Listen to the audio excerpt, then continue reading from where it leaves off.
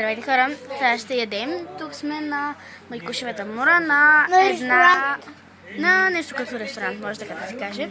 Сега гледайте какво имаме. О! Ето, сок от вишна и бобец. Ето, това е боба и сега ще си пина от сока. Вишната е нейния сок. Това е моят праскова.